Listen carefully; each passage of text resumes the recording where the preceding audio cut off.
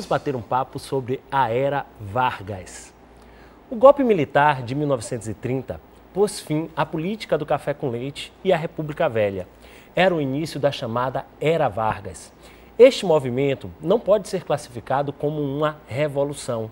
Afinal, estruturalmente, o Brasil continuava o mesmo: latifundiário, agroexportador e nas mãos das oligarquias estaduais. Os 15 anos que seguiram de governo Vargas são caracterizados pelo nacionalismo, trabalhismo e populismo, e podem ser divididas em 3 fases distintas. A primeira delas é o governo provisório. Neste período, a Constituição foi rasgada, o Congresso fechado e os estados perderam a autonomia com a nomeação de interventores, aliados, óbvio, a Getúlio, que passou a governar a partir de decretos-leis, reunindo poderes quase limitados. O movimento sindical era acompanhado de perto e, para controlar o movimento operário, Vargas recorreu não somente ao argumento da força, utilizou também as famosas leis trabalhistas. E aí vem uma nova Constituição, não é mesmo, Cadu? Exatamente. E essa Constituição começou a vigorar a partir de 1934. Porém, nesse período, o federalismo foi preservado, mas o poder central foi ampliado. Pela nova Constituição, o voto passou a ser obrigatório, secreto e um direito garantido para os maiores de 18 anos. O voto feminino, direito há muito tempo reivindicado, foi definitivamente instituído. Entretanto, vale a pena lembrar que a maioria dos brasileiros, os analfabetos, continuavam sem direitos eleitorais. Foi criada a Justiça Eleitoral e as leis trabalhistas foram também incorporadas. Outro ponto de destaque da Carta de 1934 são as medidas nacionalistas, como a intervenção do Estado na exploração de minérios e o protecionismo para a indústria. Na verdade, a Constituição de 34 foi uma grande mistura de princípios liberais, autoritários e corporativistas. A eleição para presidente seria com voto direto da população, com exceção do primeiro presidente, claro, que seria escolhido indiretamente pelo Congresso. E adivinha quem foi escolhido? Lógico, começava a segunda fase da Era Vargas, o governo constitucionalista. Entretanto, essa fase duraria pouco tempo. A Aliança Nacional Libertadora, ANL, uma frente popular formada por comunistas, socialistas, democratas e os tenentes de esquerda, começavam aos poucos a aumentar o número de adeptos, combatendo o governo Vargas, que se aproximava cada vez mais dos integralistas, Cadu. Exatamente. Quem eram os integralistas? Os fascistas brasileiros. E aí, em 1935, o grande levante programado pela ANL deu errado. Os participantes presos e o PCB foi praticamente extinto, sob o pretexto de preservação democrática. Veja só, né? Getúlio Vargas, então, foi fechando cada vez mais o regime. Eram prisões arbitrárias, invasões de sindicatos, criação do Tribunal de Segurança Nacional. Estava praticamente tudo preparado para o golpe. Faltava apenas um motivo. Este veio com o nome, o Plano Cohen. Teoricamente, era um plano dos comunistas para tomar o poder, mas, na verdade, não passava de uma grande farsa. Um pretexto, na verdade, para dar o golpe de Estado. As eleições para presidente foram canceladas e o Congresso Nacional fechado. Iniciava-se a terceira fase da Era Vargas, o chamado Estado Novo, professor.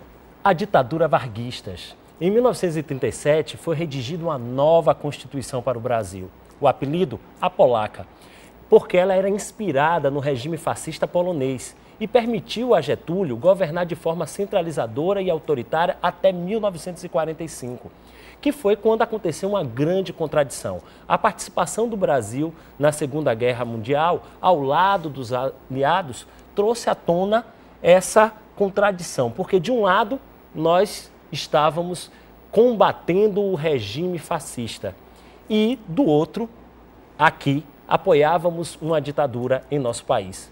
Os protestos se somavam, Congresso Nacional dos Escritores, a imprensa. Getúlio Vargas ainda tentou uma última manobra, o chamado queremismo, queremos Getúlio. Mas era tarde e, ironicamente, também, através de um golpe militar, foi deposto. Chegava ao fim a Era Vargas, mas não ao fim de Getúlio. Afinal, ele retornaria à presidência em 1951, através do voto popular, quando permaneceria no poder até o seu suicídio em 1954. Mas esse período é uma outra história, né?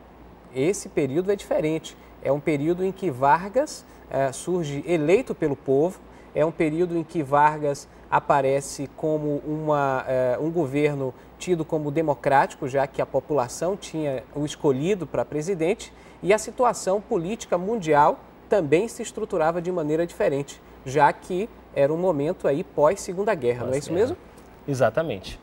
E aí, isso é uma outra história que nós vamos debater depois, mas que com toda certeza agora vamos passar para a resolução das nossas questões. Questão Tô Sabendo Mais. Essa pode cair.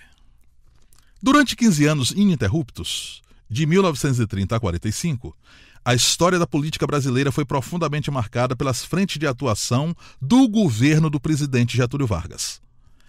Qual das medidas abaixo não pode ser atribuída ao governo Vargas? Opção A.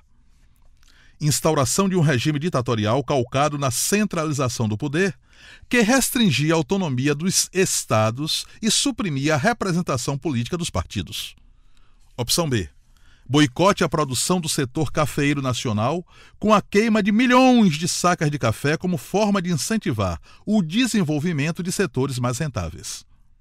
Opção C. Criação da Consolidação das Leis do Trabalho, CLT, vigente até então no país, como forma de sistematizar e reunir as leis trabalhistas existentes. Opção D. Estímulos à substituição dos produtos importados pelos de fabricação nacional, a fim de promover a industrialização do país. Opção E. Incentivo à estatização das empresas do país, com o fortalecimento dos ramos da siderurgia, mineração e das hidrelétricas.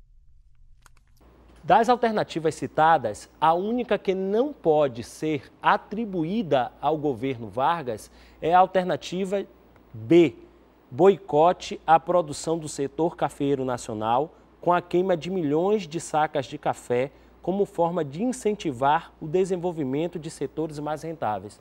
De fato, durante o chamado governo provisório, que se inicia justamente em 1930, aconteceu realmente a queima de grande parte da produção de café do Brasil. Mas isso não era uma forma de boicotar o setor. Devemos lembrar que o governo Vargas se inicia justamente com a Grande Depressão da década de 30, resultante da crise de 29, o craque da Bolsa de Nova York. O Brasil era agroexportador, o seu principal produto era o café.